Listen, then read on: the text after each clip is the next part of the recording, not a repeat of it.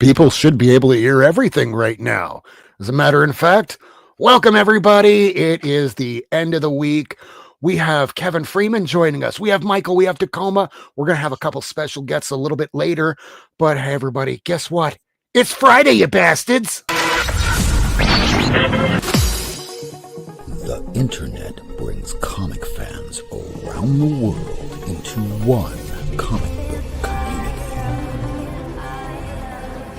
Comic creators and comic fans, tonight you are seen, heard, recognized, because comics are for everyone. Live from Miami, Florida, broadcasting around the world, this is the Not Near Mint Show.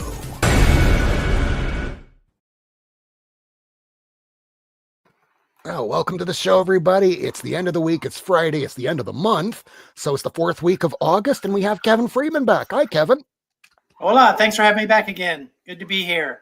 Well, seeing how much that you've grown just since the last week that you were on, which last week it was just Michael and I, because everyone has things that are going on in their life. We're going to be joined by a few people a little later, and watching your show grow the way it has, where you're doing videos pretty much every single day. I like that energy. We want to have that around here.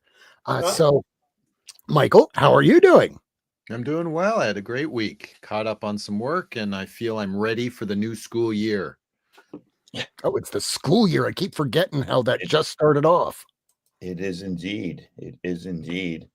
I was in the class this morning. I got my wife to come help me set up, which is pretty cool because she moved to a different district. So she's no longer like around the corner from me. But yeah, getting ready for the kids to come in on Wednesday. So right now it's just the teachers getting prepared for the storm to come. Nobody came in today because I set the alarm off when I went in the building. Even though I had my key card, I went through the door and I swiped it, door unlocked. I stepped into the foyer and activity detected. Please enter your code. I'm like, oh fuck, they're gonna call downtown, gonna call my principal, they're gonna send the cops. So luckily I just closed the door and ran out, went the other door. That nothing happened. Then I texted my administrator and told him what's up. And he's like, I don't see any codes. So I'm like, okay, cool. Well, please, can you imagine the police? Like, please step away from the learning. Pretty much. Sir, you look dangerous. That's about the way it is these days. Yeah. Get on the ground. I'm on the ground. Get on the ground. We're going to open fire. Yeah, I can see how that goes. Welcome to America 2025. Don't get me started. Yeah, we're already there. Midway, we're already to the end of the year, and it's a very different place than it was. You forget, I'm a political scientist. I have a PhD in political science by trade. So this stuff kicks me right in the jimmy every day. And it's literally every day that's something new, that it's like playing whack-a-mole. Well, I've been reading I showed you last week my graphic novel of All-Star, the Justice League of Society from the 1940s. I'm reading the messages and I'm going, oh, now the Nazis aren't in Germany. They're here in the country, like, because they're making little morals like, don't hate other Americans. They're just as American as you. They came to this country. Don't let the Nazis separate us. And I'm thinking, oh, now it's from inside the country, not Hitler doing that. Interesting. It's part of that whole, people don't seem to realize that the concentration camp of Auschwitz wasn't located within Germany. It was Poland. So, this history doesn't repeat, but it certainly rhymes. Yeah. But that's a whole nother here and there. We're just going to get back to the comics because this is the diversion. Because, you have a fire hose of lies on one end. From us, you're just going to get comics because really... we need to have something to look forward to, because if you don't have something to look forward to every single day in your life, you're not really living. You're just dying slowly, bit by bit. So here we go. We're going to just dive right into the top 10 comics of this last week. It is the 4th week of August. So again, I used to say, and you'll see from this little graphic here, that this is based off of my 28,000 comics. Well, as of today, and yes, I do not, I don't sound the best. I am under the weather, but just this Wednesday, it rolled around to 29,000 comics. Don't be like me, because eventually I will run out of space. I've been talking about that for years, but it's happening like a slow moving coup, which I think everybody working in the government knows about today. So here we go. Starting it off with our bottom 5 crashes that went down the most. And we're starting off with, I'm going to move my camera over so you can see it. Yep. You heard me say it. Incredible Hulk number 180 is the first appearance of Wolverine. I'm not going to qualify that with a cameo. It's on the last page. Kevin's got it. I don't have the 181, but that has dropped substantially in the dollar value that it's been going for. I could get like a 7.0 raw for about maybe 2,500, maybe even a little less. Whoa. It's really come down, and maybe I will eventually, but not before I get our Army at War 83, that first true Sergeant Rock.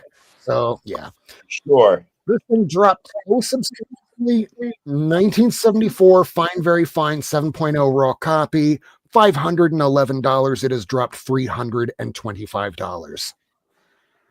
Yikes. That's number 10. Number 9 is Tales of Suspense, number 52, first appearance of Black Widow, Natasha Beluva. Came out in 1964 in a VG Plus. Kevin's got it. VG Plus 4.5 condition, $360. It has dropped $97. This thing has been dropping a lot. I wound up getting this for even less than that several years ago when the crash first started happening. But if you're trying to find these books right now, yeah, you're going to be doing pretty well, apparently. And this next one was a TV show, a very brand new TV show. It has dropped substantially too. Number 8, we have Weird War Tales number 93, first appearance of the Creature Commandos. Kevin does not have that one. Okay. Yet, because this thing did drop quite a bit. And you can probably find it a lot easier because there hasn't been a TV show on the air for a little while. So 1980 book, fine minus condition, $92. Why? Because other people are throwing their money at Secrets of the Haunted House with the what is it? The pumpkin cover, and people are spending, even in shit grade condition, like $300. What the hell, folks? In any case, $92, it has dropped $45. So if you're looking for a first Creature Commandos, it's a little bit easier this week. Next up, number 7, Eclipse 3D Special number 1. I love this book so much, I got the poster by Dave Stevens. Kevin's got it. Michael is used. And, well, Ian's uninterested. I can see why, because it dropped so much. How badly did it drop from a 1985 book in 8.5 very fine plus condition raw? $12. Literally $12. Somebody bought this week for $12 raw, down 23. It's no longer a $30, $40, $50 book. A lot of the Dave Stevens books are finally becoming soft again, which I think she really likes. That's why you have a dead head amongst those pumpkins there. That's exactly a year later, because next week is Rose City Comic Con, and I went to Rose City Comic Con with Nolo Comics last year, and we were walking around Portland, right, just going thrift shopping with my son, and Dave's on I think a short box auction, actually watching like Dave Stevens stuff go, and it was like that was when the prices were through the roof. Oh yeah, there was a point that I was reporting with this book that it was over $100. And back in like 2021, before the movie came out, you could get this one for about $10. You could get the Planet Comics for $100. And then after the movie came out, the Planet Comics went to $200, $300, and average $10 books like this raised up to $100. And then only in the last few weeks, you had some influencers start talking about how Dave Stevens did these covers and back covers of fanzines. So you're seeing some fanzines that just a few weeks ago went for $2, $5, $10, go for $100, $300, $800. And yeah, it's very low print, but I guess I'll just have to wait until those become soft too, because let's face it, everything becomes soft if you give it enough time. In fact, we had Comic Tom talking about Invincible number 1 becoming like this new modern blue chip book because it's several grand to buy. And yes, Invincible is on TV right now, and eventually it'll end like everything else. And then when it's no longer being a current production, it'll be forgotten like everything else. Even Walking Dead doesn't have anything currently being made with it that I'm aware of. You can get a first issue of Walking Dead for under $1,000 now. About 10 years ago, that was the grail of comics, where you couldn't get it for under $2,000 or $3,000. So all you just need is time more than anything. That was number 7. Number 6, Batman Adventures Mad Love #1. It is the second appearance of Harley Quinn in comics, really her first like solo story almost, because it also features the first Bud and Lou, her hyenas. And this is the one where it starts showing Joker is a toxic love interest, and maybe she'd be better served with, I don't know, maybe like a poison ivy. Well, this thing dropped too. 1993, 8.5, very fine plus condition. It dropped more than half its value. You can find this bad girl for $19. Somebody did this past week. It had dropped $20. Yeah. In fact, something weird that like I don't report on ever when I'm doing these top 10s is almost every single week this week, my entire collection, when I hit this value update button, it's gone down and down and down. It doesn't matter if I buy a several hundred or almost $1,000 book. Within a week or two, I hit the value update button and it just keeps dropping and dropping and dropping and dropping. I'm like, maybe I should get rid of all this. And then I realized, you know what? This is still just a temporary phase. And I've been loving this stuff all this time. But at the same time, I don't want to have just a room full of pennies because nobody cares about it anymore. I'm afraid of that. But it's true. That is a thought that we have, that kids that are coming up today aren't reading comics. They're reading webtoons and everything else. But it's one of those fears that I have. In any case, this week, it said that my collection went up $300. Every week, it's been down 100, down 900, down 2,000, down 3,000. It's just weird. So maybe this week is the turnaround. I don't know. We'll see. So those were the ones that went down in price. Now let's get a little more positive. These are the ones that went up. And I was afraid to talk about this one last week because, I mean, really, what the hell happened here? I missed this book and wound up getting it just before the pump and dump scheme, I guess we'll call it. This thing was going for about $5, which was cover price $4.99, and all of a sudden it hit $34, $40, $80. What the hell is going on? Sometimes I have to admit, I don't think that I know comics as well as I should, because I guess maybe you'll have a certain amount of dealers that'll purchase up an amount of books just so that they could turn around and manipulate the market. And it looks like that's what happened, because this week it did finally settle. Last week it was going on average for about 40. It's finally come down now. I still say that this is up $15 because this came out just this year in February, near mint condition. You can get it now for $20. It's still up 15. But I would still hold off just because this could be a market manipulation. It's not like it hasn't happened before. I mean, wink, wink, nod, nod. Is this a mini series? I've never heard of Batman and Dark Patterns before. Oh, it's fantastic. It's written by Dan Waters, and it's been great so far. It's about maybe 7 or 8 issues in right now. And hell, anybody remember this a few years ago? Yeah. First front-facing image of Miles Morales. They turned something that was a disposable previews and made it a multi-$1,000 book just because most people threw it away or ripped it up or started writing inside of it. And yeah. So be careful of market manipulations. It's not like this is a first or last. Hey, you saw Dazzler #2 is trending now. It might even be in your pile. I don't know. Yep. It's not, because I'm going, oh my God, you got to be kidding me here. And it's not like it went up very much, but yeah, it's Dazzler #3 with the Doom cover.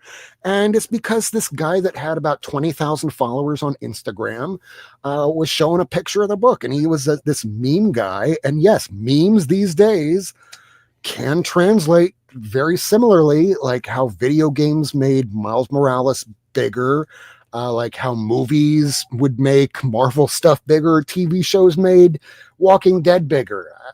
Meme kings do it, I guess, for y'all. I mean, it doesn't do it for us here on this show, you at home watching, because let's face it, if you're watching this show, you're probably a little bit smarter than the rest, because you're not going, oh my God, this thing's $80. Let me get rid of my entire paycheck, because no. Collector has that down to 5 now. They're like, beware market manipulation. So yeah, I think you got that one accurate. You're not going to find this for like over $80 anymore. You're not going to find it for over 40. But last week, yeah, there were copies going for $74.95 on eBay, and I didn't see any sell. But wow, just the chutzpah, the balls to ask for that. But then again, if people are paying it, they're just going to keep doing it. So don't let them. That's number 5. Here's number 4. This one's a lot better. If you were going to spec on something, get the good stuff. Get Neil Adams. Get first appearances of big characters that you used to watch back in the 90s and early 2000s on Justice League Unlimited. Because if you were raised in the 90s and early 2000s, your Green Lantern is not Hal Jordan. It is likely going to be John Stewart because you watched the Justice League Unlimited show. Well, this thing's up again, and it's probably because of the TV show that's coming of the Green Lanterns. Nevertheless, 1972 book in fine condition. I don't add the signature. I got that a long time ago. Long story. But $298, it is up 37. There's plenty of them out there, but this is a white cover, and you're usually going to see it pretty faded or yellow, like cigarette tar stained yellow, like the color that Green Lantern is very weak against. That's number 4. I like that he's talking in yellow, so that's good. But also, what I like about this first appearance, it's a good first appearance of a character everybody likes and has shown up. It's got, had some legs. He hasn't disappeared from it. It's a beautiful cover on its own, even if it wasn't a first appearance. And also, it's highlights the character, because not all first appearances highlight the character on the cover. So yeah, I think it's great for those 3 things. It seemed like back in the 60s and 70s and even before that, if there was a first appearance, more often than not, they were not on the cover and they were not featured, and you just kind of had to know. It's like Hulk 180. That was the real first appearance of Wolverine, but, and there's always a big old hairy but, there was a misprint inside of the guide. And that guide was only printed that one time where they forgot to put the I in front of 180, and they put it in front of 181. And from there on, a cool looking cover was more important than an actual first appearance. Just reference Conan 23 and 24 for that. Or even better, the X-Men annual versus the 266 for Gambit. The only thing I'll say about the Gambit one, even though I do agree with your reasoning, it's clear in story-wise chronology. What's the accepted first appearance is his first chronology first appearance. It's just that the annual came out published sooner. But in the superhero timeline, his first appearance was from the X-Men issue. Yep. Yep. And there's others that are similar to that where here's an example. When Ms. Marvel was canceled with issue 23, we have Kitty circling like a damn shark. Let's hope he doesn't jump back on here again. So I forgot where I was going to go with that. It doesn't. Rogue.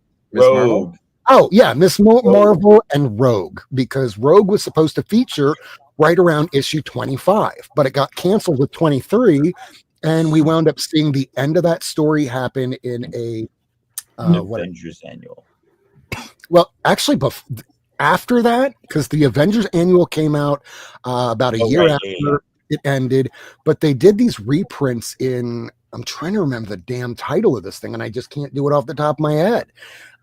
It's the same series, but like volume 3 of this thing here. Comics Cavalade, is it? No. No, and I don't want to look through a box because it's like way over here. It's in like Marvel Superheroes or something like that. Marvel Superheroes Volume 3. It's like fall, but I can't remember the issue number. But it was called the first chronological appearance of Rogue because it told the story as though Ms. Marvel never got canceled. So it introduces Rogue before Avengers Annual 10 because we're seeing, and there was an audio production of the X-Men where it showed they just forced that story in there. In fact, there it is. Here we go. Let me put you up in front. That's the book. Number 11, the fall special. Oh, cool.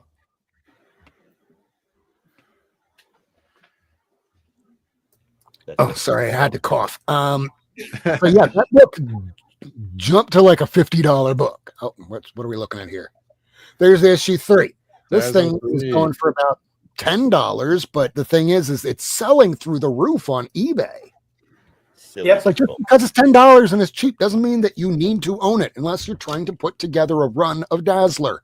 I already got my run. Me too. All right, so here was number 4, and this thing $2.98 up 37. Next up, we have Marvel Premiere number 47 for. He's got it. Of course, Kevin's got it. For a movie that bombed terribly because it was like every single actor was filmed in a completely different studio in a different part of the country or world and never interacted with one another, we got ourselves Ant-Man 3 with Kang, and Kang gets overrun by actual ants. Hey, this thing made it drop, which I am okay with because I would rather have collectors and fans of this be able to get it instead of getting so out of reach because of Tech Bros. And the stock market dropped like 90 some odd points this weekend or this Friday. So if you're trying to find some books this weekend, chances are you're not going to have as much competition with the investor class collectors. So this came out in 1979, fine, very fine, 7.0 raw, $115. It is up 45. Next up are 2 big ones that I think every fan should have in their collection if you're fans of the property. Daredevil number 131, first appearance of Bullseye. Came out in 1976, very fine, minus 7.5. And if you see this little indicia and it's yellow, it's supposed to be that way. It's not because it came from a cigarette smoking household. Just because you see the yellow up there and the yellow down there, as long as it still looks kind of reddish, it doesn't necessarily mean it's a cigarette smoking household. I know a lot of us are a little worried about that kind of stuff. But yeah, this is just one of those books. That's just how they did it. Don't know why. Maybe if Miracleman here, he could tell us because of the printmaking process. One week he'll come back. All right, so this came out in 1976. It is $235. It is up 75, which is really about where it probably should be. I mean, can you still probably get copies for around 100 right now? For anybody that really needs it, you probably can on Instagram. You probably can in garage sales. Go to some pawn shops. And like, as I always say, and it will be my tip for tomorrow on YouTube Shorts, if you wind up digging through some comic boxes and you come across some really big book like Walking Dead 1 or something, just put it back. Keep flipping through. Have an idea of how much the box should be and just go, hey, how much for the box? They're not going to look up every single book in that box, but they will look up the one book you bring them. So just tell them if their price is too high. Hey, listen, and this doesn't have to be true. You just tell them, hey, I'm a reseller and I need to be able to make a profit. I can basically do about 20 cents a book. I know that you want to make some money today. I might be able to do upwards of 50. What would you say to like $80 for a short box, $150 for a long box? That should be your cap at most. And then you could get maybe some really nice stuff in total, because most of these things here, a lot of the people that bought them initially, they bought it for nothing, and it's not like they're losing anything. So that was number 2. Number 1, and there's no movie. They've done the movie twice. It has failed twice. X-Men number 101, and I'm not saying Uncanny 101 because it wasn't called Uncanny yet. Kevin has it. Michael has it. I'm pretty sure that Tacoma has it. Oh. I sold it to get my GSX one. Ooh, I'd say that's probably a better trade-off. I want it back though. It's on the list of uncanny issues. I sold almost my whole run. I told you not to sell that one. I begged you not to sell that one. Hell. It's like 94, 101, and then maybe the Alpha Flight ones, and then you jump to 129. You don't need the whole run unless you're run collectors like us. 129 and 130 didn't leave. They're still right up there, both signed by Claremont. Oh, Okay. good. Well, this thing here went up substantially. And again, this is just a one-off sale that was confirmed either through eBay or Heritage. But that's all this, my top 10 list is based on. My own collection of 29,000 comics. I hit value update, and it's based off of the grades that I installed per each book.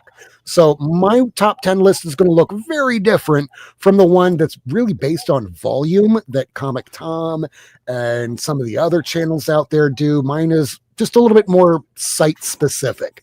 I'm here to help collectors that are trying to get books for their collection, not necessarily to try and pump and dump, because I don't sell anything. I don't care. I'd rather books go down in price so y'all can afford it. And then maybe later on in 10 years, 20 years, go, well, I need to pay for Social Security because let's face it, that shit ain't going to exist when we go to collect it. So again, this is $391. It is up 113, came out in 1976. And like, as I say, list is intended to help y'all to determine whether or not you want to find a book or series online, or you wait 6 weeks. And if it's still up in 6 weeks, wait 6 months. And then after 6 months, if it's still up and it has not come down, let's face it, that shit ain't coming down. You better buy it now because it's just going to continue going up. And that is the top 10 for the 4th week of August. And I think we got through that a little quicker than usual, maybe. Nice. No, wrong. No. Error.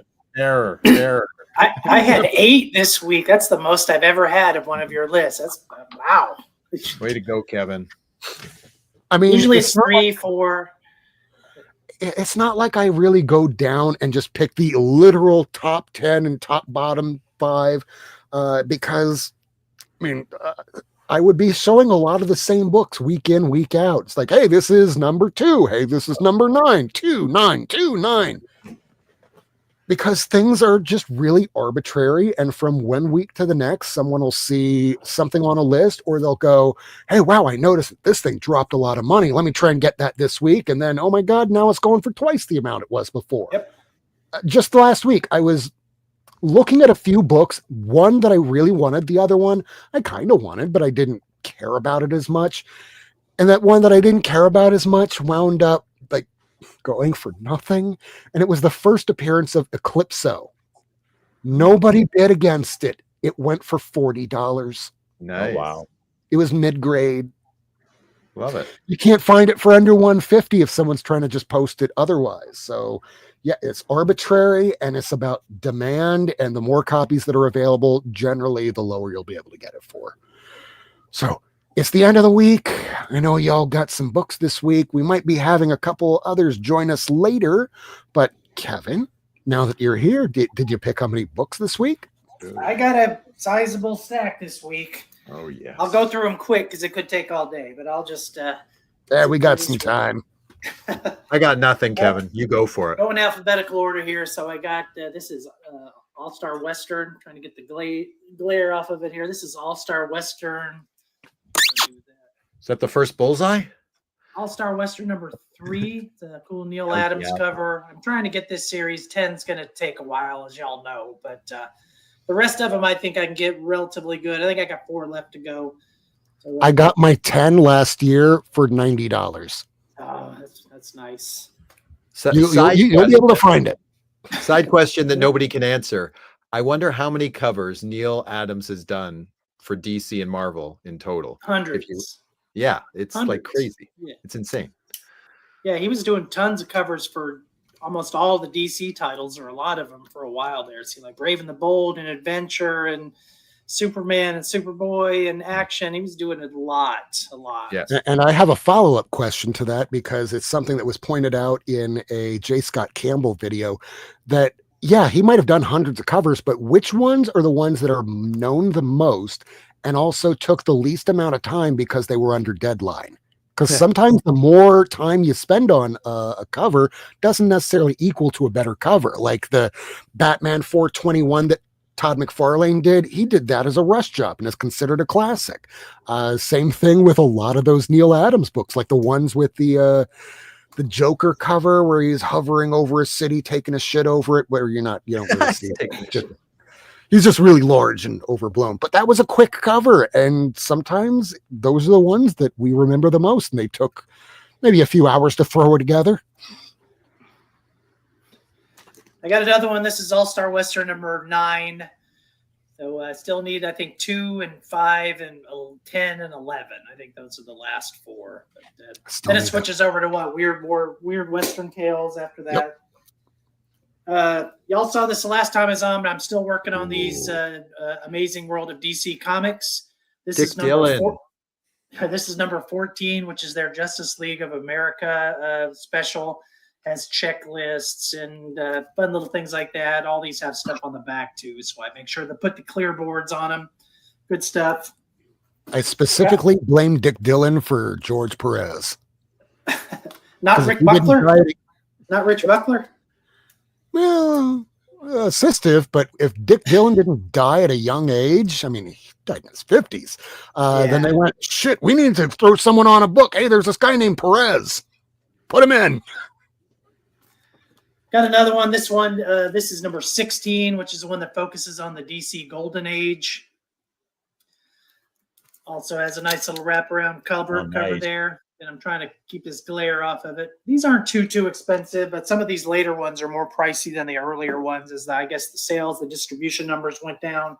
Speaking of artists that we lost way too early, I used to have this. I don't know where it went, but I got another copy of the Batman Mask of the Phantasm movie adaptation done by the late, great Mike Parobeck.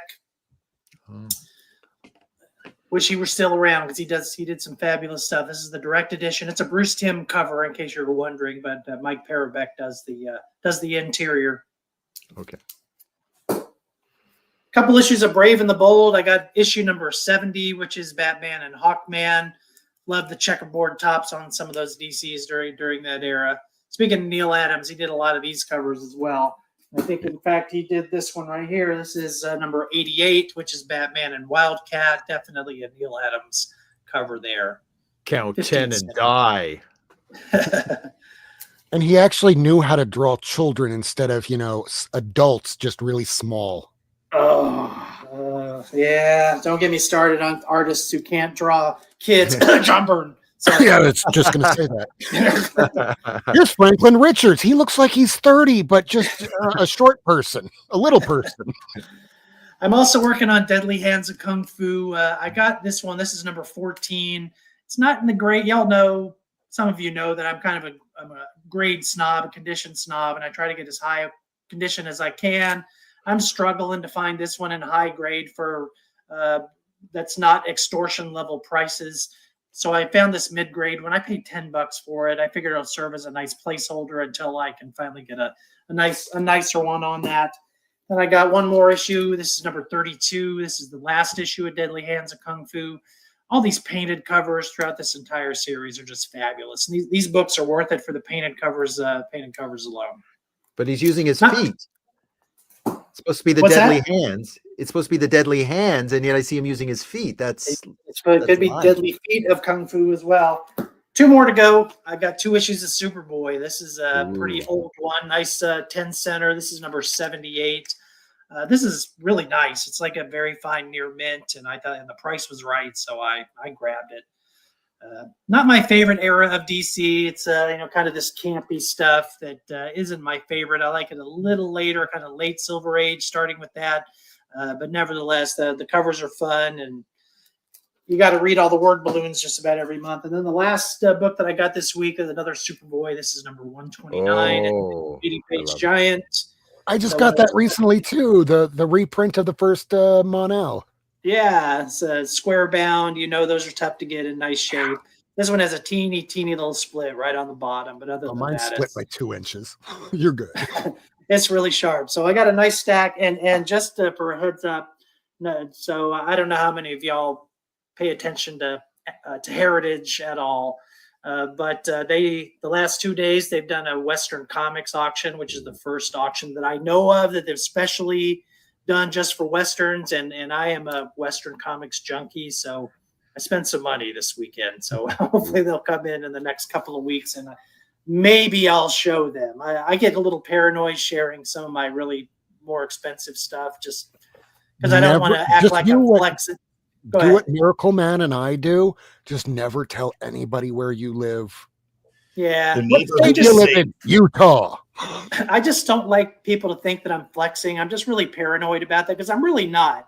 I love seeing the books that everybody else gets from on a week-by-week basis, regardless of whether it's a $10 book or a $1,000 book. I like seeing what people are interested in, what they want, what makes them happy. I just happen to like high-grade Silver Age comics, and so it's when I don't get as many as a lot of people do just because they're more expensive. And I do sell on. I have been selling some of my excess on Whatnot for the last few months, and what I've been doing is just taking all that money that I make on Whatnot for stuff I want to move on anyway, and I'm putting it back into it. So I save money up. I knew this auction was coming a couple of months ago, so I got like 8 shows worth of Whatnot sales that I'm using to buy these books. So I have no guilt about it in that regard. No guilt. As long as everybody's fed in your family, that's good. You're good. Yep. And here's where you can find Kevin's on BlueSky, and he's also on YouTube. It's the same at both KSF PhD. Yep. Thank you for the plug. Always. I mean, you're making videos like crazy. I'm only here doing like maybe one short a day and barely getting any views. You're over here going, here's some long form videos too. And like, damn, I am impressed. We'll see how long I can keep it up. I am old, so it's going to run out of juice. I haven't made a video in over a year, so I've got like 175 subscribers now, so it's not a ton. But 2 weeks ago, I had 105, so I don't know whether that's good growth or bad growth or what. Yeah. Hi. Were we not supposed to see that? She's my shy daughter. Hello, shy daughter. Sorry that you were seen by all of YouTube. 11 people. All right. Anybody else got some books that they want to show? I got books. I want to see books. So first, I just wanted to show off what I accomplished this summer. Whoa! Reading pile. Kept up with almost all my modern pull list, maybe 2 weeks behind at this point, so not bad. I don't know if I showed this yet, but great Jeff the Landshark cover. I don't remember seeing that. This is a 1 in 25. That's issue why. 2, Aaron Cooter. I dig that one. So I picked this up. Like, I know Walking Dead is not what it once was, and this is a variant without him on the cover. But this is the first appearance of Negan, and I got it for $2. I thought that's pretty good. Just not as popular a variant. You guys will be able to tell me why I got these next 2 books. Because you like rock hard people with a little bit of comedy. Their newsstand thing. Newsy. There you go. We got a Fantastic Four, 2012, February 2012. And we've got our Deadpool 47 from probably the same exact time. February 2012. So 2012 newsstands, writing my jam. Haven't read this one yet, but G. Willow Wilson started writing Black Cat, so I thought I would pick that up. I was not going to pick it up until I heard G. Willow Wilson was on it. Yeah, so I'll always Speaking give her of stuff pull a list, shot, because I think it's Derek Chu actually, or Ji Hung Lee. I don't know who the artist is, but it's G. Willow Wilson writing. So these in half price the other day. I've kind of wanted to get this because I was getting into EM Gist, but then I'm like, I spent too much money on Stephanie Hans already. I'm sure I'll find that at half price book at some point, and I finally found that cover at half price books. So, yay me! Along with that, then I see sequential numbers and I have to buy them. So these silly red band versions where you can't see because this marketing gimmick is across the cover. But whatever. I don't even know. I think those are all EM Gist covers too. What do they do with those? What's the purpose behind? I've never bought a Red Label book. I don't know. So there's like a little bit more violence or choice language inside the comic. It's explicit content, reader discretion advised, but it's not like there's mass orgy scenes. It's not like ElfQuest 17 from 1980. You know, it's a modern comic. So ElfQuest got porny. ElfQuest had a nice orgy scene in issue 17. Damn, just like Peacemaker season 2, episode 1. 79 or 80. Just because I overpaid for issue 50, I'm collecting the run. Finally, and I actually have 3 somewhere as well, but I read FML number 1 by Kelly Sue DeConnick, and I like it. But then I didn't put it on my pull right away, so I fell behind. So I just started getting back issues. Keep coming across this cover, and I'm like, you know what? I think I want that cover. Oh yeah, that's nice. So the what is it? The Eat Bang Kill Tour doesn't leave too much to the imagination. Little Immortal Iron Fist because I'm collecting that run. And last three. One of my favorite writers who I like a lot of his stuff, but I'd never heard of Spy Superb until I saw these covers. Matt Kent is the man. Matt Kent is awesome. He does this with his wife, Sharon Kent. They also collaborated together on Department H, which I love. But just this, so this is the A cover. So it's not like this is a variant cover with this on the inside. This actually is listed as the look at the number 00111. Is that part of the cover? That receipt? That is the cover. Oh. Yeah. And so the second one is a Safeway bag. Obviously, this guy shops in Seattle or Tacoma because these are all our Pacific Northwest stuff. And then the third one is a Costco with a kind of looks like a Fight Club DVD from years ago. Yeah, with a ticket instead of a receipt. Now a ticket on the back. So very cool. Haven't read them yet, but I got 3 issues now, so I'll get down to them eventually. Matt Kent, great writer. If you are not familiar or have not read his stuff, really good stuff. Eclipse and Department H and Mind Management, good stuff out there. Yeah, Mike Myers has every book that Matt Kent has ever written or drawn. Nice. I think I do too, actually. Including I was all on the him weird pretty ones from early. Bad Idea. Oh, go ahead. I was on him pretty early. I discovered him when he did the Super Spy hardcover. I don't know if you guys remember that or not. That came out like 2004 or 2005. And I've just kind of followed him along since then. You know, we did a couple of stories in that Strange Tales redo that they did 20 years ago or so. And then, yeah, he and Jeff Lemire, I just put those 2 guys in kind of this category of just exceptionally thoughtful writers. I mean, it's complex stuff that I can appreciate. Did Matt do a mystery called like Wheat something, set on an island, like kind of isolated island? Am I thinking of the wrong artist? Okay. It was all like watercolors and paints, and it was a mystery of who killed somebody. These people who are isolated. Okay, I'll look it up and see. It sounds like something he would have written, though. Yeah. Okay, I'll try and take, because I think I have that series. But anyways, okay, I'll go. I don't have very much. I'll be quick. She said. So since it was Kirby, I just wanted to bring this out. This is an old one that I have. So we're talking about Kirby. Mark, I'm always going to mispronounce it. Mark Evanier. Yeah. I should know him from all the Gru, but yeah, I used to read his blog religiously. I kind of trailed off, like, eventually, because I guess it's like day after day when I've been doing for 5 years. But he has an amazing blog talking about comics, talking about old TV shows, talking about the business. But yeah, he's a great storyteller. And you would like to read Progressive Ruin by Mike, and I'm forgetting his last name. I just had it. Oh, well. Mike Sterling, that's it. He's been around for like 20 years with a blog. I mean, all the old sters that have done that. I mean, I've learned so much from them, and I would recommend them to everybody. And the other thing I got, it's It's one of my keys that I've been waiting for. Also Kirby. Oh, nice. Ironically enough. Strange Tale. With Strange Tales, which one? 135.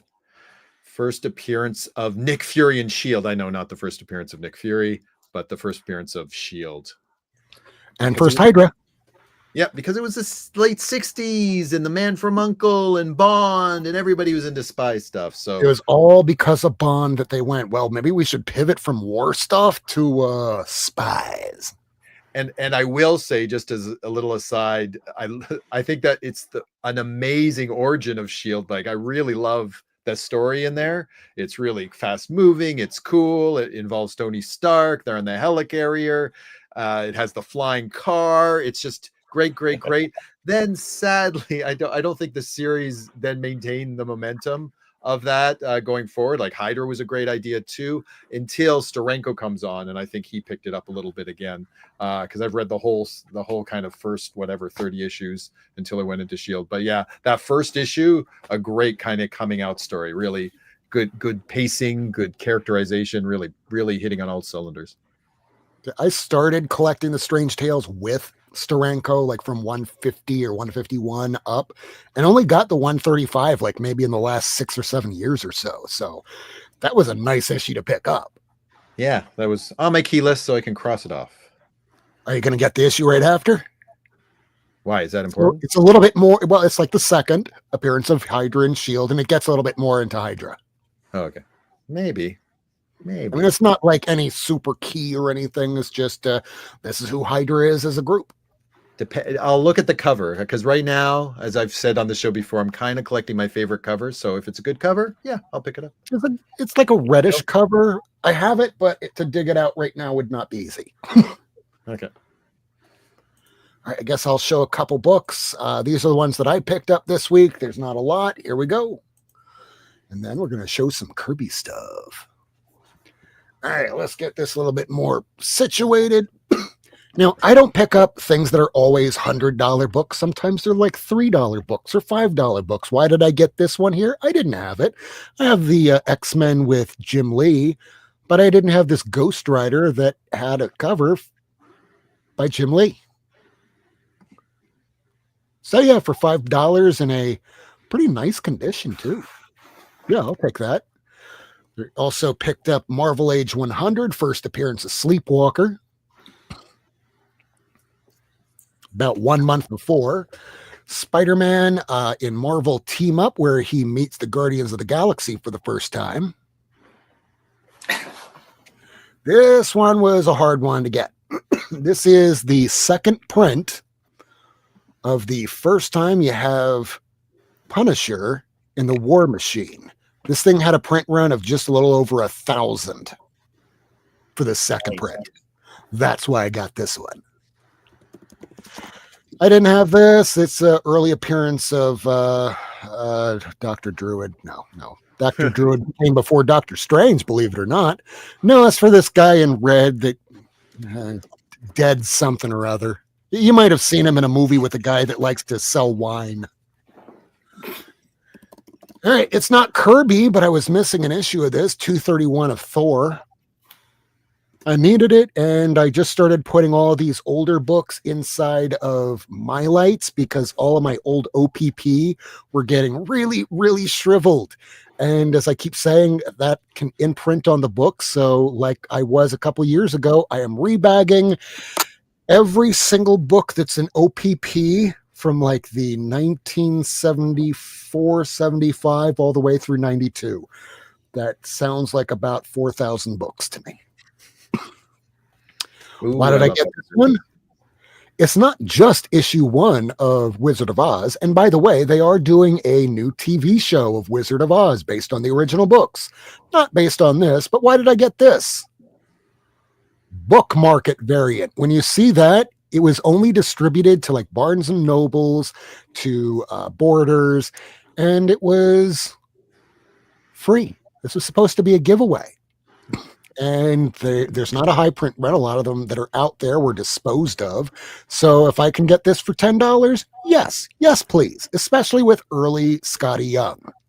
Yeah, I love that series, and I think it's very faithful to the books in a way that most other adaptions aren't. So I love that series. Oh yeah, especially when they get to that area where they tried doing the movie in the 80s of Return to Oz. I'm going, this is awesome. Why aren't they talking about this more?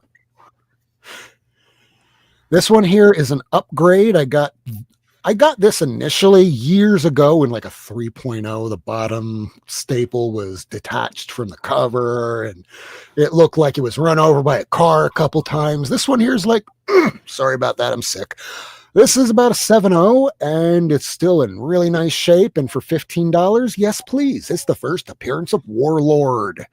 Where, funny story about this, they were ready to put this into a regular series right as this issue came out.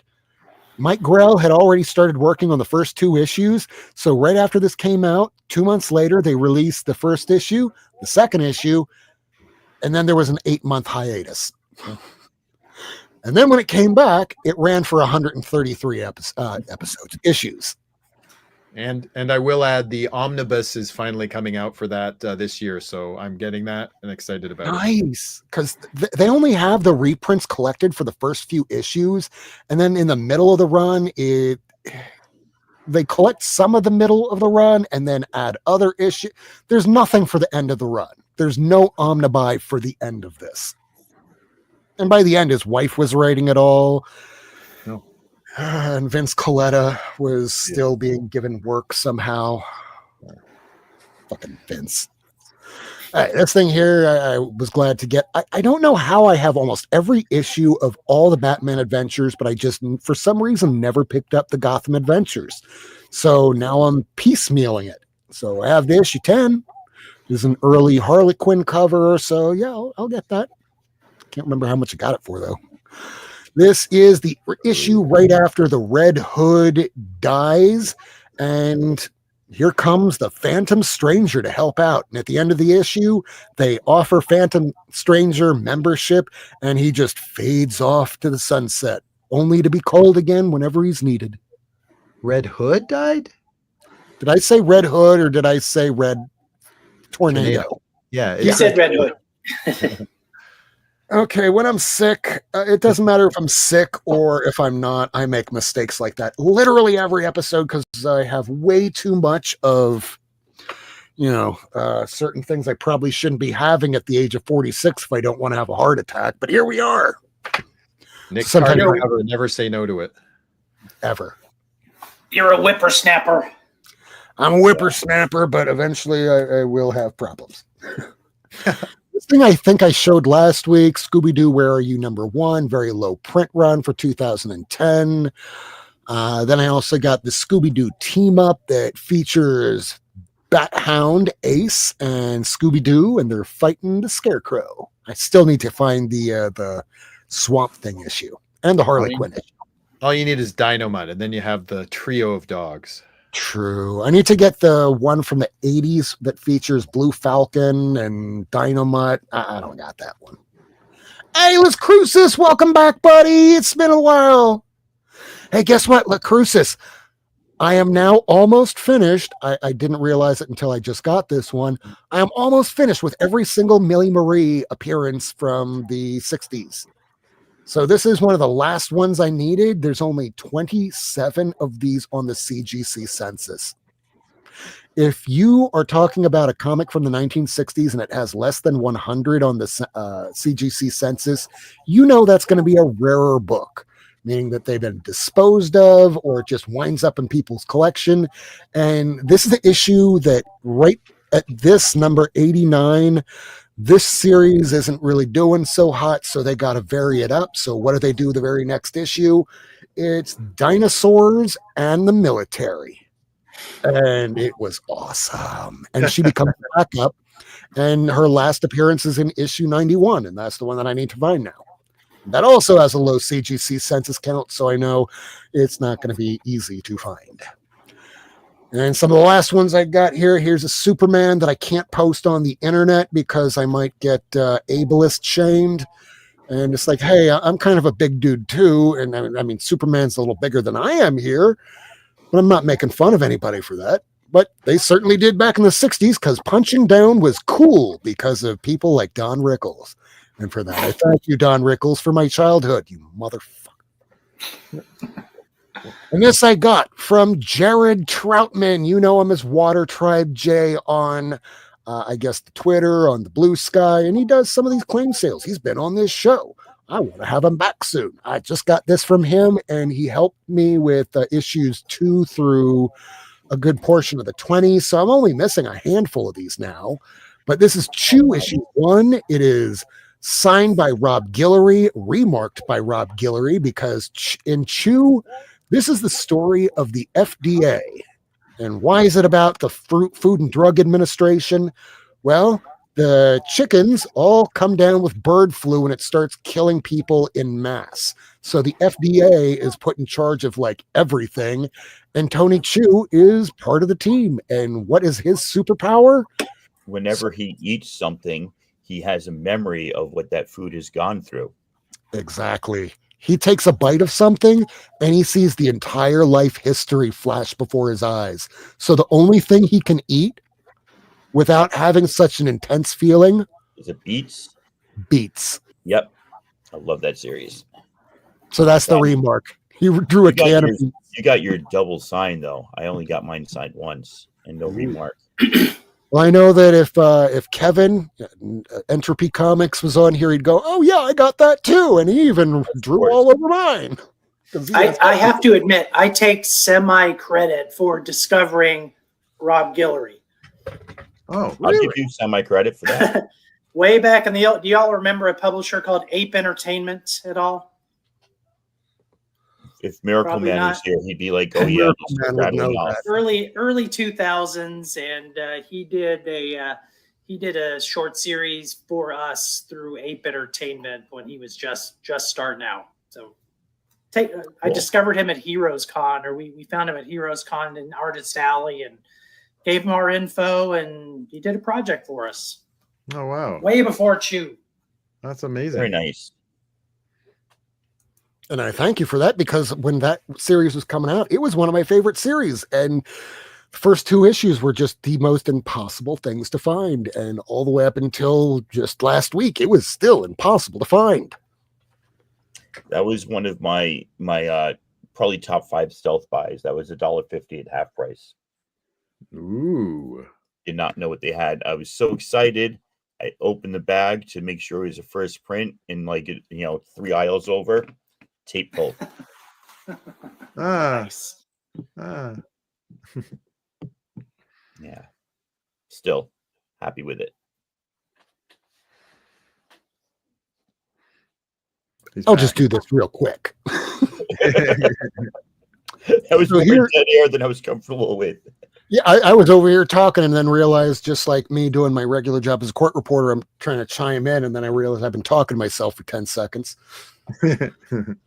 Hey, here we go. Here's the other camera. So here is Chew number 2, signed, double signed, but it is a second print. Ooh. But it's double signed right there and right there. Yeah. I had issued 3, but it's signed. Double signed. There and there. Double signed. There and there. I love this character because he is just a badass.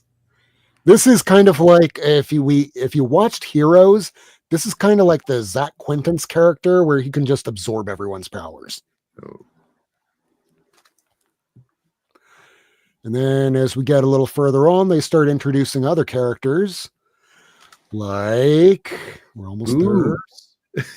Rubies. It's because of the art in this story that I say, if they're going to be making this into a TV show, and at one point they were talking about it, the only way this show could be done is animation. Well, cannibalism, right? There's a lot of cannibalism. Not there's a lot. that too. There's an amount. There's an amount. It also has Pollo. Pollo is a super-powered chicken. Ancient chicken pollo. Oh, I love superpowered chickens. And Mike Myers loves Phantom Stranger. I do too. And I'm just going to show the first 10 issues, but they're all signed. And I didn't have any signatures with these. So thank you, Jared. Yeah, these covers were awesome back when they were coming out. Every one of them is beautiful. So I can't say the same about a lot of the Image stuff back then, where a lot of them just seemed to blend together. But those ones always found that good balance. I mean, I love Saga, but I can't say, hey, any one issue just had this amazing, fantastic cover. They just blended together. It's kind of like Sandman. I love Dave McKeon, but all the covers look the same to me. Well, and I don't know if I've said this before. I always love a nice cover that stands out.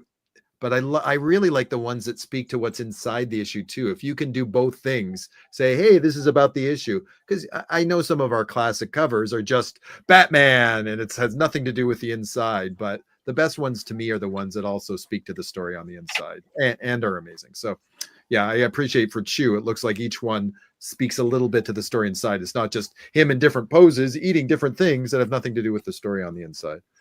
Yeah, like Ghost Rider back in the day, where it's like, here, he's going to be fighting the Hulk. You open up the issue and it's like, where's Hulk? Why are they reprinting this first appearance again? What's going on? Because sometimes one team was ahead of the other and nothing quite matched up. And today they just went, well, covers, they don't need to tell you what's going on the inside. Instead, it just has to look good on a phone. And that's the excuse that we're given for covers looking the way they do today. Speaking of Image, has anybody caught the TV show Revival based on the Image comic? Not yet, and I've heard mixed reviews. Some people love it, others go, I don't know what I'm watching. I know what I'm watching, and I read the book, but it's all right. It's nothing riveting. It's funny you say that because Revival, yep. I thought you were going to say rivets. That's the only Revival issue I've left. I got rid of. Me too. I don't know anything about Revival. I had most of it, and I sold some of it to make some room. And all the Jenny Frison covers I sent to Million Lions in a booth in Australia, because he was a big Frison and trying to collect those. Well, speaking of what we're watching, I've got to get a plug in. I know it has nothing to do with comics. And I know I look like a crazy person talking about it, but I'd never seen this movie before. It was Rambo First Blood, the original movie that all the Rambos based. I'd never seen it before because I'd kind of seen the other ones, and it was like, oh, this is just stupid action craziness from the 80s, like Commando and all the crazy over-the-top cartoony violence. So just seeing that first movie, I don't know if you guys have seen it. It's like, this is actually a really good movie that has heart and actually has a message in it. It's about a Vietnam vet who gets abused by a small-town sheriff and fights back. It's still got a lot of action in it, but it was such a revelation to me. It's like, I've never seen this movie before. And yeah, I can understand why they wanted to make sequels to this, even though the sequels have nothing to do with the original movie. And it had a young Brian Dennehy. Yeah. And it had what was the guy that did David year Caruso. on it? David There you Caruso. go. Yeah. It was the first R-rated movie I saw in the theater. Oh, really? cool. Wow. I was 13 or 14 when it came out. Yeah. I just remember 1988 being 8 years old. You had kids going to elementary school wearing Rambo 3 shirts, but this was also a time period where RoboCop had an animated show, Toxic Avenger had an animated show, and these were hard R-rated movies. Right. But when I saw Rambo 3, I'm going, this movie's kind of intense. There's like a lot of shooting. No one can really hit their mark, but there's a lot of shooting. The first one must be really action-packed. I watched it, and it's a slow burn about a guy with PTSD just trying to get through his life. And I'm going, why didn't they do more of this? Yeah. Oh, because I guess the producers wanted more pew pew. Yeah, he's wearing a jacket in the first one. It's covered from the waist up. But I hear Toxic Avenger is getting really good reviews. Yeah, I can't wait to see that. I mean, I initially wanted to see Red Sonja in theaters, but apparently it didn't look great. Even the producers went, yeah, we don't know what to do with this. We're just going to drop it on video on demand. Had about one weekend of a premiere. The trailer pretty much cratered any chances it would have. And then when I just talked about how you're going to be able to get a first appearance of Red Sonja a lot easier in a week, I had some production people get really upset with me. I'm going, hey, I'm just reporting the numbers. Okay.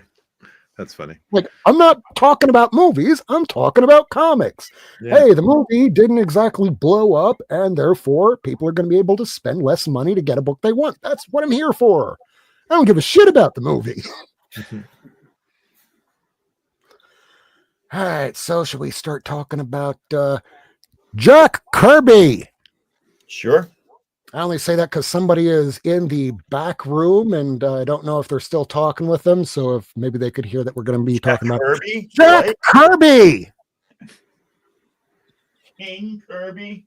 I'm not talking about if Miracleman, who brought up the topic's not even here. Where are you, Miracleman? You're not even watching. Not even It's on the screen now. I'm even going to send him a text going, we're starting Jack Kirby now. Okay, you want So my did quick he take on suggest Jack the topic Kirby? before I did? I mean, you both suggested it right around the same time and going like, yeah, let's do it. Okay. Okay. Okay, you go then. You go. Well, I just brought you kind of told me to pick a couple of Kirby covers, and that's what I did. But I wanted to kind of be semi-atypical in that. So what I did is, Captain America covers are probably my favorite Kirby covers. So I picked 3 of my favorite Kirby covers with Captain America on it that are not Captain America books. Interesting. That's what I decided to go with. You probably can guess all 3 of them. But wait. Well, let me guess one. The Sergeant Howling Commandos one. I knew it. Sergeant Fury number 13. Yeah, that's one of my favorite Silver Age covers of all time. I just agree. just love it. It's on my list. All right. Can you guess either the other 2? Oh, Mr. geez. Miracle number 1. It would be Avengers number 4 probably. No, with they're the Captain America covers by Kirby, but the book is not Captain America. Avengers number 4 with his first. No, I didn't make my top 3. Okay. Strange Tales 107. Nope, that's actually not Captain America. Yeah, it's not. It's a robot or somebody dressed like him. Did he fight I'll Iron show Man? you, and you'll go, oh. Did he do this the Iron one. Man fighting? Yeah. See, I was just saying that. I was saying that. Tales of Suspense 58, another fantastic Kirby punching it out kind of cover. And then the other one is a little later, but still a classic as far as I'm concerned. It's this one, Daredevil number 43, where he's punching it out with Cap. A little later, Kirby, you can tell by the inking, but still a terrific kind of in-your-face sort of cover. I don't know try to get the glare off of it, but fabulous cover. Love them. He's the king. I mean, I can't say anything about Kirby that hasn't been said ad nauseum by people way more qualified than me. I mean, he's the godfather. He's on the Mount Rushmore of comics with Will Eisner and a couple of other ones, as far as I'm concerned. And his legacy will endure for as long as comics endure and beyond. Yes. And I think back in the 90s. Go ahead. I think it was in our chat. The cover from Supreme.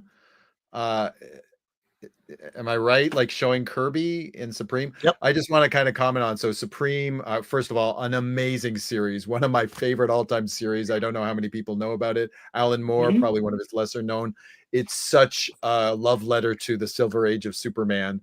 But near the end, it also kind of pays tribute to Jack Kirby in a wonderful way. And I really love it. I think it's just a perfect tribute to him. He's kind of the creator of all these universes and the kind of giving tribute to all the creativity that he did. And I just love that. He did the best tribute I've ever seen to Jack Kirby in that one issue. I'm trying to decide who the 4th person on my Mount Rushmore would be. I can't decide. Did you put the 3rd one Lee? is Osamu Tezuka. So it's Will Eisner, Jack Kirby, Osamu Tezuka. I'm not sure. I'll have to think about that one. Found it. Oh, here we go. There it is. Yeah. Yes, that's what I was talking about. I need more space, and that's not going to happen in here. And I will say to our listeners, sadly, I don't think this has been reprinted a lot. I was lucky to get the two trade paperbacks from it a long time ago. And I just read them over and over again. I read them once every 2 years, which is a lot for me. And every time I love it. It's very rare that I can keep rereading something, but it's such I'm an still missing story. issues 4 and 5 of Supreme. Yeah, just love it to death. Yeah, Kirby, what can I say? I'll say so creative, changed the way we looked at the art, the dynamics. It's amazing. I think that I still can't believe the Marvel way worked for as long as it did. And maybe it wasn't perfect, maybe it didn't work as well as we wanted it to be, but that these artists would go away with a vague idea from Stan Lee that they talked about and produce all this art, and then Stan Lee comes in, I'll put dialogue on it. And I don't think it always worked, because I think Stan Lee It didn't work because Stan lied to us about that entire era. He might have said, hey, I have some ideas here, and he didn't write anything down. The artist basically did what they wanted to do, and Stan came in and went, I'm going to change your entire idea and write all over the page. And that's how we got what we got. And we always said, hey, he seems to be overly verbose when it's unnecessary. And that's why. Yeah. Some of those early issues of like Tales to Astonish, Tales of Suspense, the early Iron Man, early Giant Man issues, they're pretty cringy. They are tough to get through.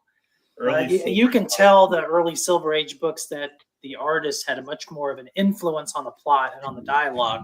That's why Fantastic Four, Spider-Man are so strong, because Ditko and Kirby were intentionally putting their mark on that book, where with Tales to Suspense and Tales to Astonish, I mean, Don Heck wasn't as assertive as those guys, and Dick Ayers not as assertive as those guys, and so Stan would kind of run roughshod over the dialogue, and they suffer as a result. Yeah, like when we finally got Wally Wood to get the title of writer, artist, and then 2 issues later, hey, he's replaced by like Gil Kane. Yeah. But yeah, no, I mean, Jack Kirby, I guess what I'd say, like, and again, I acknowledge how amazing he was and his proficiency and everything he did. I think some of times his ideas and creativity outstripped his ability to tell a coherent story. So that's kind of the one negative I'll say about it. And I think anybody who reads his New God stuff, will agree with me. Even if you love that stuff, it's not, you're not looking at those stories like, I remember this issue and this story. Like, you remember the themes, you remember the ideas, you remember the energy and the excitement of the issue, but maybe not necessarily, oh my God, this is a classic issue that I reread over and over again for its story. But again, it's not to take anything away from him. He was amazing. He changed the way we looked at comic books, and his influence lives on today. Yeah, I'm the same way with his Bronze Age run on Captain America when he came back and did it in the 70s. It's not as good. And same with the New Gods. You can tell he's kind of struggling to put it all together in a coherent. I mean, the art's still amazing, but when he's trying to write it and do it all himself, you can tell there's a little, it's not quite there, but that doesn't take anything away from his greatness.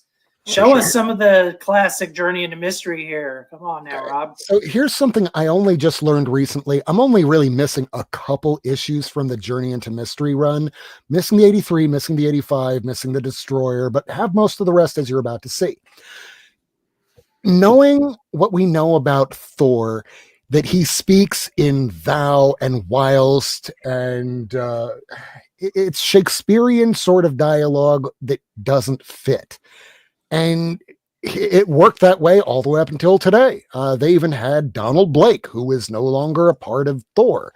They got rid of that mostly in the last 20 years or so.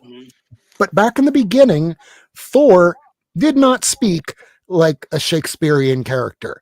That didn't happen until they decided to introduce the other gods from the Greek gods. So once they introduced Hercules, that's when he starts talking in the thee, thou, though. It was just so odd. I did not know that it didn't start out that way, because when Jack Kirby started doing Journey into Mystery, he was the one that gave a shit about Thor. Stan Lee didn't give a shit about Thor. When half of these issues present who the writer is, half the time it says Larry Lieber, because even Stan was like, yeah, I don't know how to reframe this. So the first few issues, it's basically just as how Jack Kirby presented, where it's just Donald Blake. He picks up the cane and he strikes it. He becomes Thor, and he still speaks like a normal dude. This issue, you have Jane Foster. He's speaking like a normal dude. But it takes a few years, right around 1968. That's when he starts speaking with the Shakespearean tongue. But here we go. Here are the first few issues of Journey into Mystery. This one here I got from it's the whale auction that they do over at Astonishing Comics. And I waited a really long time for this to come in, so I don't really do a lot of those online auction stuff because I don't want to wait 8 months to get my book.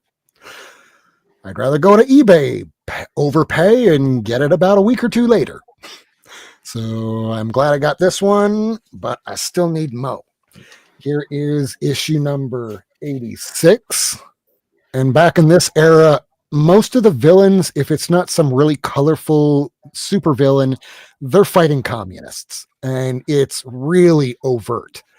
Jack Kirby really liked the, hollow earth theory, the geomagnetic effect that we had happen during the Carrington event that struck us. I mean, he liked some really esoteric ideas, and Stan just went, I don't know how to deal with that. Hey, brother, you do this. 87. Hey, he's fighting the Reds. And all of these are really nice copies. Yeah, those are nice colors. They pop. I overpaid for these, but I got these way back when the market was much better. This is the second appearance of Loki. At least I'm close. You can get an 85 for under $1,000 now. This one's really nice too. Well, it's real nice until my cat jumps on the table, which seems to be inevitable. Do it. All right, here is the one of only two graded comics I have. I need to crack this open. No, don't. Take it out. Take it out. Yeah, you can crack a 3.5. Don't. No guilt in that. I'll crack a 3.5. I only have two of these. I have this and the first appearance of Johnny Cloud, and those are the only two that I have that are graded. Kitty cameo. I see, Kitty. Hey, Kitty. Daddy loves you, Benny. Treats, treats, treats, treats. Treats are for the other room. I don't want to have ants and roaches. Hey, here's Radioactive Man. He doesn't know what to wear, so he just throws a tunic on. I was going to say, nice diaper, Radioactive Man. And he just made an appearance recently. And here's a fun one, because when you don't know what to do with a character, just have mind control come into effect. So here's Thor being mind controlled by Loki. Thor's TED Talk. And when you really don't know what to do, just have the character fight a doppelganger. Can I defend Journey into Mystery for a minute? Defend it. Go. So yeah, the early ones are pretty wonky, just like some of the other titles, but you can tell when Kirby starts to get his feet in that series, because you could tell he is really into the Norse mythology.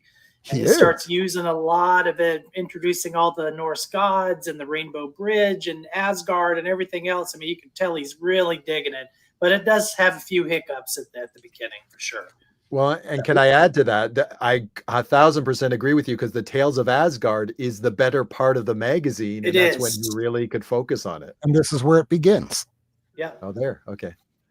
Like for some reason, and maybe it's just me, I never liked when they add these boxes and just showing the interior of the comic. I thought it takes away from, I don't know, the beauty of the cover. Yeah. But yeah, these Tales of Asgards are the ones that introduced a lot of these characters that don't appear in the book. Like, yeah, he fights Cobra in this one here. They initially call him Human Cobra, but that just sounds dumb after a while, so they just call him Cobra. Feels like a lopsided battle, because Cobra could just twist his body into shapes. That's a little lopsided. It's kind of like seeing the recent Thing comic where here's Bullseye and he's going to be the villain this issue. And you're like, wait a second. The Thing is made of rocks. How is he going to attack him? He throws like some throwing knives and it bounces off of him. It's like, you realize I'm made of rock, right? Kind of like how last week on the top 10, we had Daredevil 30, where it was Thor versus Daredevil. And I'm like, in any normal universe, Daredevil would be turned into road pizza, but comics being how it is, and it's Daredevil's title, he probably wins. It's like whenever there's a fight. One more time. I said just like when he fought the Submariner, same thing. Oh God, yeah. And Stan Lee kind of did say it best. And while I rag on Stan for stealing creator ideas and everything, is that he was the hype man, and we did need somebody like that. We don't have anybody like that for comics anymore. If you want to be an artist and writer, you need to be your own Stan Lee and hype it up. And that's unfortunate because we have a lot of creators that are fantastic. But what are artists and writers usually not? Verbose around other human beings. So it's unfortunate. So instead we get the loudest people that are the writers and artists. And yeah, we need a hype man again, but that costs money. And yeah, the higher ups need that money more than we do, apparently. First appearance of Mr. Hyde. Mr. Hyde's back. And eventually he's going to be teaming up with the Human Cobra. And much like you, oh, well, this one's 5'5", but it just looks nicer.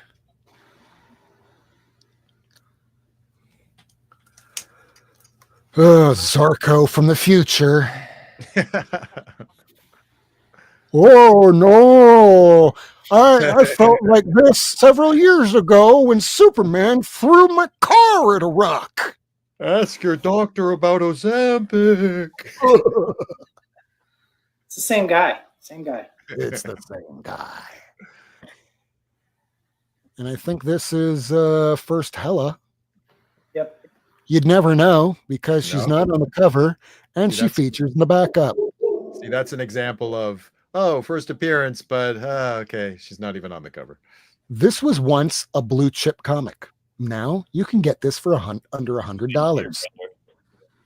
If you thought that's bad, this is worse. This used to be a blue chip comic too, first appearance of the Enchantress, where if you wanted to find a low grade, it was still about 500 and up. Now you can find one for under 200. Still love the cover. Me too. Me too. It's a good one.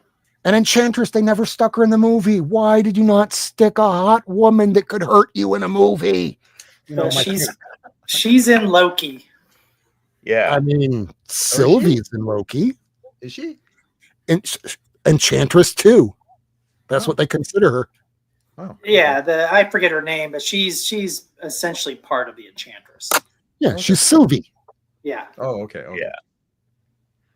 She won a foe. Giants did walk the earth once. We killed them all. True story. If you dig deep enough inside of the United States, you might find some giant skeletons. It's happened before, but the Smithsonian seems to confiscate them all. Whoa, conspiracy theory. Whoa.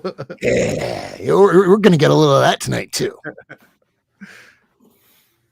Because Jack Kirby liked that stuff, too. He incorporated it.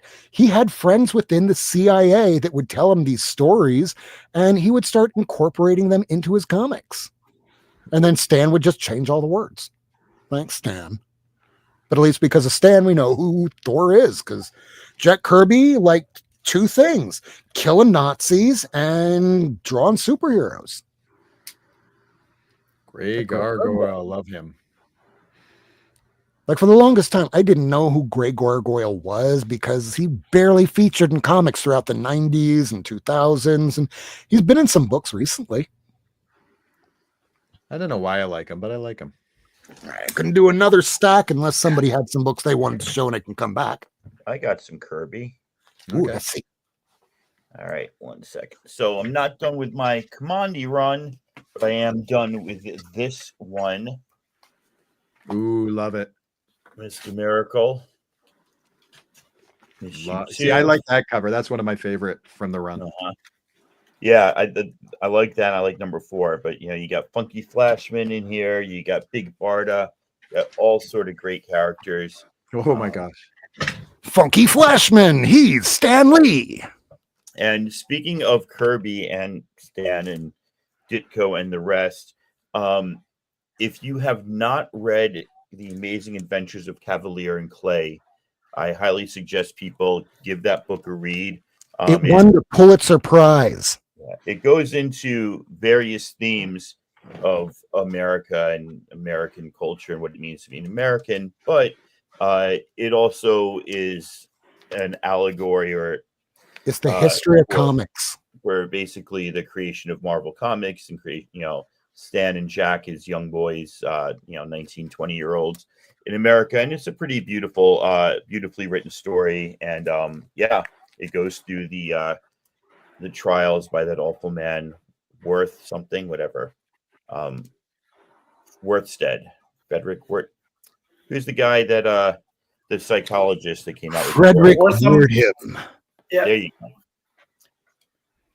A guy that basically just capitalized off of what already was happening, where I didn't realize this until I got into war comics.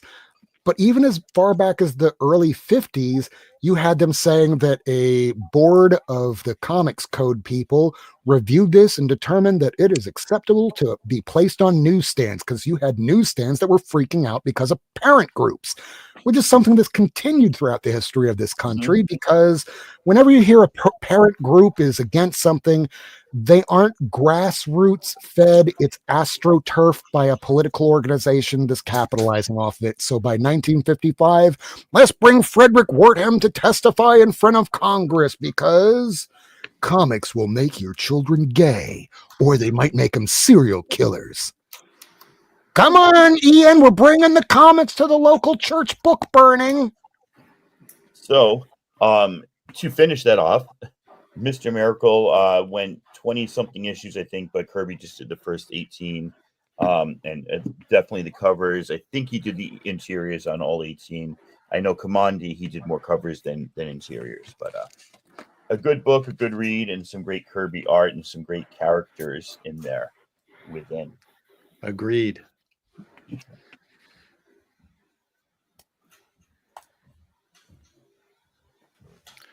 So Rob's given up. So I'll end the show. Oh, I didn't know if he was going to show another book. And we still have somebody who was with us early on, but I guess they're not going to be joining us later. I do have one more stack, but do you have another stack? That's my stack. No stacks. Kevin? No, I just got 3. I got more. I just brought 3. Oh, okay. Well, I will run through this real quick and end the show. Here are the last few issues going in through Journey into Mystery.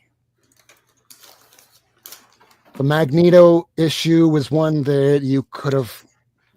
This was a much more expensive book, but since the crash of books, you can get this one here for under $150 in a mid to lower grade. And here they're no longer calling him Human Cobra, it's just the Cobra. Because super teams were a thing, let's just have them add more supervillains.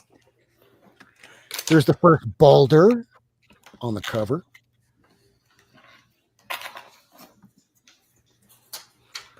This was a hard one to find, and when you're looking at Hulk's feet, you're going, how many toes does he have? The same as his fingers. Oh, wait, no, the fingers have 4 fingers, 1 thumb, 3 toes. What? I don't get anything anymore. All right, and even still by now, he's still not talking with the weird little Shakespearean tongue. Here we now finally start having some big villains that start appearing. Absorbing Man, where if you read The Immortal Hulk, he is only limited by his imagination. So if he wanted to absorb looking at a fighter jet that can fly, this is all Norse magic. You can do whatever you want. You're only limited by your mind. So all of a sudden, Absorbing Man got much better as a character. This looks like Jack was a little rushed to do this cover, but you'll see that he gets rushed on a couple of these covers because the eyes look really weird as we start going on. But I don't think that's exactly the fault of Jack. I think that's more, he had an inker that went rogue. We know him by the name Vince Colletta. Vince Colletta liked drawing over with his inks. But sometimes Jack would be a little bit too ornate, and he would erase lines, characters, and entire backgrounds. And it got nuts. Like, I'm pretty sure this had more of a background, And he just went, nah. This is going to take too long. Time's up. But that's the thing about being a comics person back then. And even right now, can you get along with other people and can you meet your deadlines? And if you can do that, you will get used over and over and over again. Coletta was working with Kirby all the way through like the 80s and even 90s at some points. Oh, here we go with the weird looking eyes. So if y'all watch K-pop Demon Hunters, there's that cat named Derpy. I'm going to call him Derpy too. So Derpy. Hey, here we have that Absorbing Man classic cover by Kirby where, hey, there's all the buildings that we just made really, really blocky and just sketchy. That's Coletta, folks. Vince Coletta. If you would have seen the original pencils, it would have looked a lot different. But he had a lot of people that would just steal his pencil pages and it just disappeared into the ether. And if you see some of them come up for auction, a lot of them were stolen pages. And he never got paid for that. And Kirby was just about the work itself. He would tell you, hey, you're a great artist. Why do you want to break into comics? It's like breaking into a sweatshop. Kid, comics will break your heart. Your art should be in a gallery. And here we have the second appearance of Hercules, and by now Thor is talking full on in obsolete, very different Shakespearean tongue rather than a Norse tongue, because Stan would rather just do that and not do any real research into Norse mythology. And this is when they go, okay, it's no longer going to be Journey into Mystery. The next issue is Thor. And from here on out, it just kept going and going until they kept rebooting it with volume 2, 3, 4, 5, and I think we're on volume 11 or something now, but I don't know. It's hard to tell when you keep calling it the Immortal Thor, the Mortal Thor. We're just going to keep changing the title name. The Mighty, the Unworthy. The Unworthy. God of. Too many titles. Well, I guess that has been an episode. I still don't see... Nope, still there talking to their guest. Well, Lady Fantastic, it was good seeing you at the beginning of the show. Madam, you too. And Freeman, you too. Kevin, thank you so much for coming. Michael, Ian, Tacoma Comics, thank you all so much. Is there anything you want to promote? Kevin, I know you do videos daily. Anything you want to talk about or promote?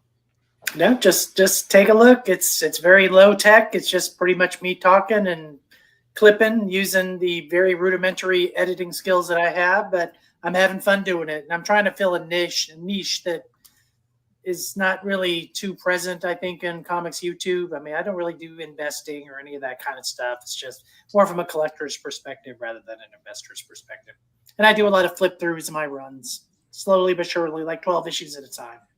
I always like seeing that. I wound up watching this one channel that all they do is just show one book and they play some music in the background and let it play for 30 or 40 seconds. And a few months ago, I'm over here flipping through 30 issues and getting 20 views, 300 views, 83 views, 25 views. And nothing was consistent or making sense. And I'm going, I'm putting too much into this. Sometimes 5 or 10 will do you. Yeah, I do 10 or 12, and honestly, making a flip through video takes me like 5 minutes. I do it really fast, so not too much work. And even watching your videos, we can see the ones like, oh wait, we still need that cover, and we're up on eBay going, shit, I need to order that book. So I love watching the flip throughs. Good. I mean, I'm having fun doing it. That's the main thing. I have no vision of ever getting monetized or anything like that. I'm doing it just for fun. Hey, we're about 9 away from 1,000 subs, and it's only once you get to 1,000 subs that you can make money. But guess what? We're a comics channel. We're not going to make money doing this. The average people that watch this stuff, they just want to watch some empty, pretty repetitive because they're saying the same thing over and over, or podcasts. And comics, we're a very niche topic, and unless we're talking about a movie like Superman or Fantastic Four, we're not as relevant to them. Or Rambo First Blood. There you go. Good movie. I mean, Tacoma Comics has his full run Fridays he was working on. Yeah. Yeah, that's difficult. It takes time. And I then have a good topic for. I've got a topic for a future show that I want to run by you at some point, or maybe I don't know if anyone's interested, but I want to have a debate about the preview books like Marvel Age, Malibu Sun. Should they count as first appearances? Oh, okay. I'll save my opinion. Yep, save it. Yeah, there's some pro and cons to that I would love to dig into more. And yes, maybe we can make that next episode. But guys, check out my new Lego channel. I'm reanimating Rick and Morty through Legos, and it's called Brick and Morty. So no, I'm not. That's a lie. Do not do that. Do not look for that. Well, they literally said, so when you go to Legos, Nope, stop talking, go to jail. they've got the pick a brick function. A lot of that stuff was available stateside, but you'd pick some bricks that they had to ship from the factory overseas. All 2,500 of those bricks now are not being sent anymore because of certain orange Cheeto in the White House. Oh, wow. Oh, rarities. Interesting. I mean, right now, if you tried ordering anything from outside of the United States, it's either A, not coming anymore, or B, once it comes to the post office, you're going to get some notification saying you need to go directly to the post office and pay a certain amount of money in order to finally get your product. So if you pay $50, it might be 25. Go ahead, Tacoma. I said, we'll just make it here with all our infrastructure for making things. Well, yeah. We'll make all the champagne in the U.S. Oh, wait, we don't make champagne in the U.S. Anyways, anyways, we won't get into that, but yes, it's insanity, but hopefully you guys will survive it. And in 4 years, hopefully he'll relinquish power. Hopefully. Or just shuffle off this mortal coil, and just like the rest of us, we're all going to die one day, and some a little sooner than others, but that's why we don't eat hamburgers every day. I love it. The kids are old enough to go pick up the order themselves, so yeah. You do a little just before dinner and you don't feel like driving or cooking because you haven't done shopping in a while, just send a teenager. As George Carlin said, sometimes all of us need to learn a little self-reliance. Yeah, or teenager reliance.